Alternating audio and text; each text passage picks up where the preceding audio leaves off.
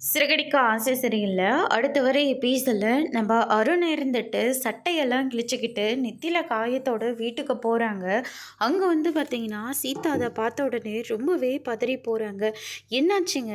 ஏன் இந்த கோலத்துல வீட்டுக்கு வந்திருக்கீங்க?"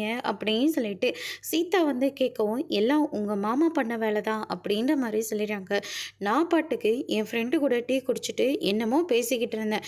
இவரு அவர் வேலைய பார்த்துட்டு போ வேண்டியது தானே. ஆனா அவரு தான் பேசுற மாரி அவரு வந்து எல்லாரும் முன்னாடியும் சட்டைய புடிச்சு, சட்டையெல்லாம் கிழிச்சு விட்டு, என்ன அடி அடின்னு அடிச்சுட்டாரு அப்படின்ற மாரி சொல்லிறாங்க. இத கேட்ட உடனே சீதா இருந்துட்டு, "ஏன் தான் மாமா இப்படியெல்லாம் நடந்துக்கிறாரோ தெரியல" அப்படின்னு சொல்லிட்டு ரொம்பவே கோவமா மீனவ வந்து அவங்க அம்மா வீட்டுக்கு வர சொல்லி, "என்ன விஷயம்?" அப்படின்னு சொல்லிட்டு கேட்கவும், "ஏன்க்கா உன் புருஷன் இப்படியெல்லாம் பண்ணிக்கிட்டு இருக்காரு?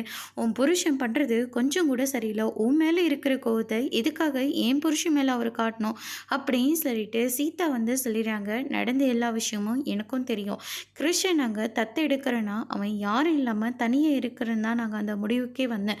ஆனா, சில காரணத்துக்காக மட்டும் தான் நான் கிருஷ தத்து எடுக்க வேண்டான்னு நான் சொல்லிக்கிட்டு இருக்கேன்.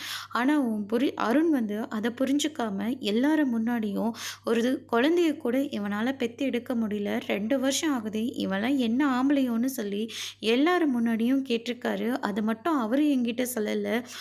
நம்ம செல்வானன் தான் எல்லா விஷயத்தையும் சொன்னாரு. அது செல்வண்ணன் கூட இல்ல. மாமா தான் வந்து சொன்னாரு. வீடியோ ஆதாரம் இருக்கு. பார்க்குறியா? அப்படின்னு சொல்லிட்டு ஆதாரத்த காட்டுறாங்க. அதோட இன்னைக்கான பிரமோ முடிச்சிருக்காங்க.